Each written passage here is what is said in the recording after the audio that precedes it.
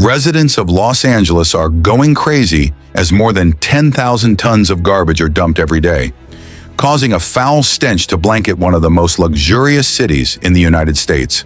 From these piles of waste, rats have exploded in number, reaching over 10 million, spreading through the underground sewer system and across the entire city, carrying diseases and turning the area into a massive hotspot of infection. Authorities have spent hundreds of millions of dollars on traps, poisons, and large-scale campaigns. But the more they try to eliminate the rats, the more their numbers seem to grow, making all efforts gradually meaningless. But as the battle reaches a dead end, a quiet turning point begins to emerge. A species that had been hunted for more than 100 years starts to return, not to destroy, but to take control of the entire system. So what helped Los Angeles escape this crisis? Mandarin Tech will explore it with you.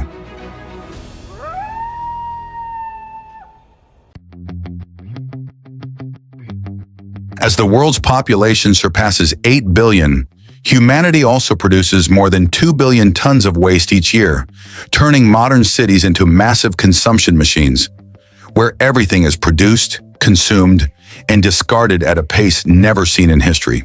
And when waste grows faster than the ability to process it, the system begins to overload. The smallest creatures, rats, bacteria, insects, no longer simply survive, but gradually take over, forming parallel ecosystems within the very cities created by humans. But nowhere illustrates this contrast more clearly than Los Angeles. On one side, there is Hollywood, the lights, the luxurious boulevards, and the symbol of the American dream. But just behind that glamorous surface lies a dark and suffocating reality, where homeless encampments stretch for tens of kilometers along the streets, and waste no longer disappears, but accumulates day by day. Not far from the city center, Puente Hills, once the largest landfill in the United States, spans over 300 hectares, receiving between 3,000 and 7,000 tons of waste daily. Over the years, that mass of trash has not stayed still, but risen into mountains, reaching up to 150 meters high. The city is no longer processing waste. It is nurturing an ecosystem from what has been thrown away. In just a few years, everything began to spiral out of control.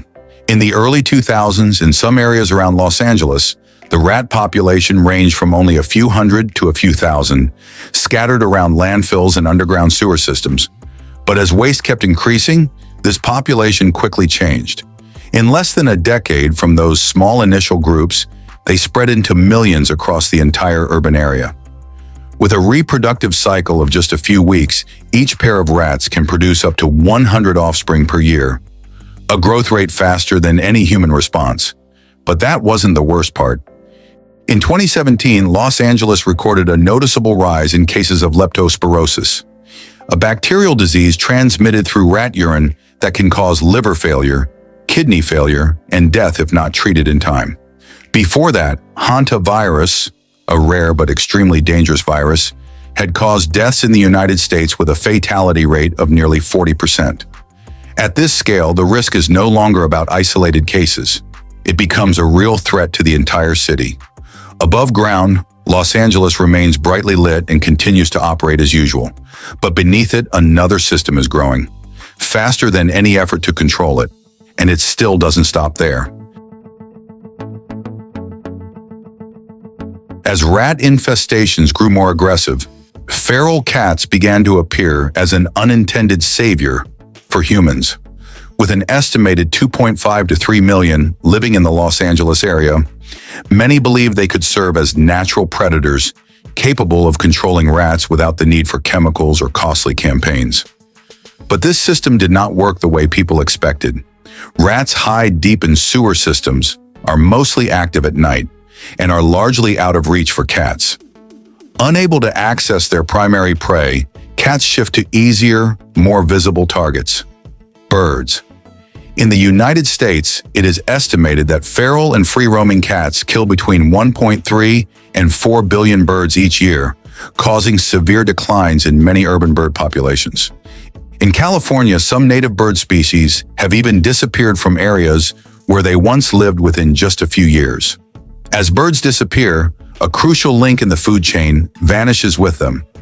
Insects are no longer kept in check. Their populations surge, and the entire already fragile ecosystem becomes increasingly imbalanced.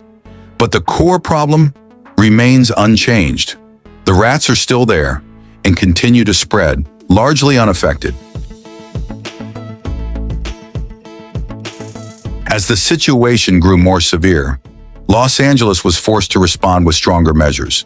From the early 2010s, control programs were expanded across the city. Hundreds of thousands of traps were placed along sewer systems, parks, and residential areas, while pest control teams operated almost continuously in locations considered hotspots. In some areas, rat populations dropped noticeably within just a few weeks, leading many to believe the problem was finally under control. But that stability didn't last. Before long, rats returned from the underground network below, where millions continued to reproduce without direct impact. Areas that had just been cleared were quickly refilled, as if no campaign had ever taken place. The city then intensified its efforts by deploying rodenticides on a large scale, with an estimated budget of $20 to $40 million per year for control and urban sanitation programs. However, studies in California showed that more than 70% of birds of prey, from hawks to owls, carried traces of anticoagulant toxins in their bodies after consuming poison rats. As these species declined, the natural control chain weakened as well. Meanwhile, massive piles of waste continued to grow, providing an almost unlimited food source. The numbers of rats and feral cats removed in each campaign were quickly replenished within just a few months, making every control effort only temporary.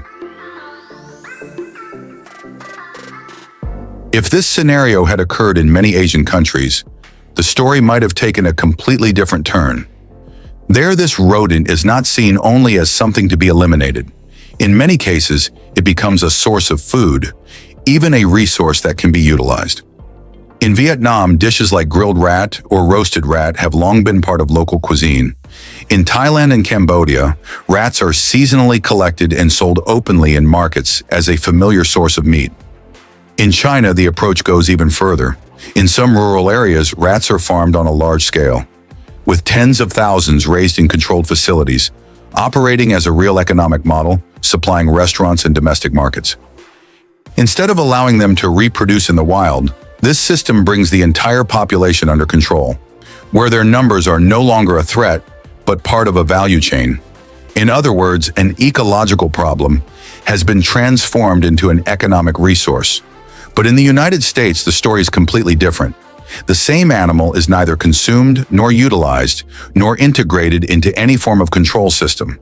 It simply exists as something to be eliminated. And when every solution revolves around extermination, the city isn't truly solving the problem, it's just chasing it, in a battle with no real end. Returning to the United States, Los Angeles was forced to confront a question that almost no one had wanted to raise before. If humans had tried everything and still failed, could this ecosystem rebalance itself in another way? Strangely, the answer did not come from technology or million-dollar campaigns, but quietly took shape in the overlooked shadows of the city. Among years of accumulated waste in vacant lots, scattered between residential areas, a predator began to return. Silently, almost unnoticed. It was the coyote. Few people realize that this species was once nearly absent from much of the United States. They originally lived sparsely across the central and western grasslands, existing on the margins of a vast ecosystem. But as humans expanded, cleared forests, and pushed apex predators like the gray wolf to the brink of disappearance, a massive ecological gap emerged, and coyotes quickly moved in to fill it. Since the early 20th century, they have spread at a remarkable pace. No longer confined to the wild, coyotes have gradually appeared everywhere, from rural areas and suburbs to densely populated cities. Today, with around 7 million individuals across North America, they have become one of the most adaptable mammals to human-shaped environments, including complex cities like Los Angeles. Yet their presence has never been welcomed. In human eyes, coyotes are not a solution, but a new threat. And so began a war lasting more than a century, with hundreds of thousands killed each year and billions of dollars spent on control programs. The paradox, however, is that the more they are hunted, the more they spread. Coyotes not only survive but adapt, reproducing faster, traveling farther, and gradually penetrating deep into the heart of the city. A species once considered an intruder has now become an inseparable part of the urban ecosystem, and this time their return, is it truly a threat? While humans see landfills as the endpoint of everything discarded, for coyotes, they mark the beginning of opportunity. At Puente Hills landfill, daytime is filled with a constant flow of garbage trucks, but once night falls, the vast area is almost completely deserted. From around 10 p.m. until dawn, the site falls into silence, and that is precisely when the predators emerge. With no humans, minimal disturbance, and food everywhere, what seems like a toxic environment becomes an ideal hunting ground. As organic waste decomposes, it produces methane gas, attracting insects. The insects draw in rats, and the rats become an abundant food source for coyotes. A complete food chain forms directly from what humans throw away, operating continuously without the need for a natural ecosystem. Coyotes quickly adapt to this system. Moving through the darkness, they hunt rodents with remarkable efficiency. Each individual can kill hundreds of rats per month. In some areas, their density is several times higher than in the wild. In places like Alberta, camera traps have recorded their presence on most nights, far exceeding many other predators. A new ecosystem has taken shape, and this time, coyotes are no longer intruders. As the new ecosystem gradually took shape, the impact of coyotes did not unfold in the way humans had expected. Rats did not disappear immediately, but the way they lived began to change. Areas once teeming with nighttime activity grew noticeably quieter as camera data recorded a sharp drop in sightings, from 30 to 40% down to just 3 to 10%. Not only were they fewer in number, but they also became more cautious, forced to shrink their active time from nearly the entire night to just 1 to 2 brief hours before dawn. As their foraging time was reduced, rats gradually lost the energy needed to sustain their population. Large groups that once moved together began to break apart into smaller scattered clusters, weakening the very population structure that had previously allowed them to explode in number. But what truly destabilized this system was not direct predation. It came from an invisible factor: fear. The presence of coyotes created a landscape of fear, where even the scent of a predator was enough to alter rat behavior. They ate less, reproduced less, and their offspring had lower survival rates. At the same time, their shelters were constantly disrupted as garbage piles were dug through, causing parts of their habitat to disappear. This decline happened quietly but consistently, eventually leading to a clear outcome. Rat populations began to drop significantly, by as much as 30 to 60% in many areas, and nearly half around Puente Hills landfill, something humans had failed to achieve for decades. If rats form the base layer of the system, then feral cats are the next tier to be affected when coyotes appear. In human eyes, cats are familiar and close companions, but in ecological terms, they are among the most dangerous predators to birds. In areas like Puente Hills landfill, the abundance of food from waste turned the site into an ideal environment for feral cats to rapidly multiply.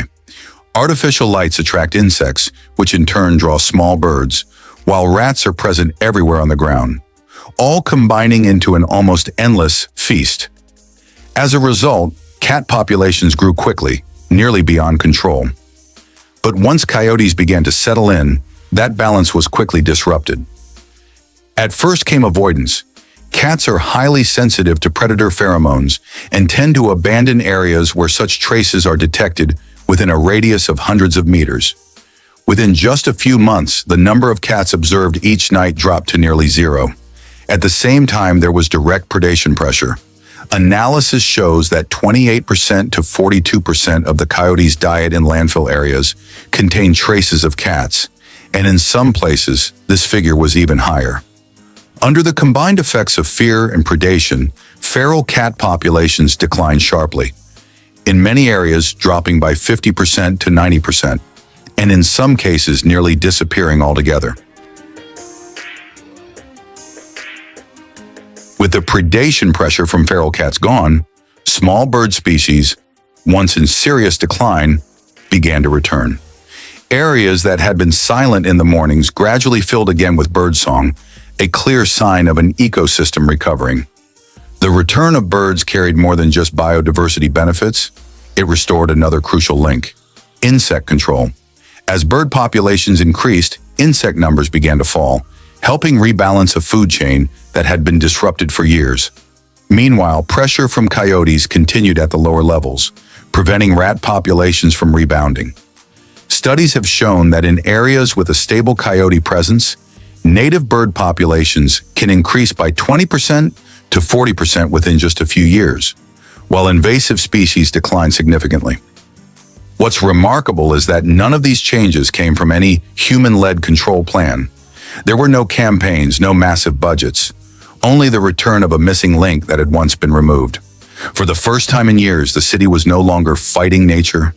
Instead, nature was doing it on their behalf. In the end, Los Angeles didn't lack money or technology.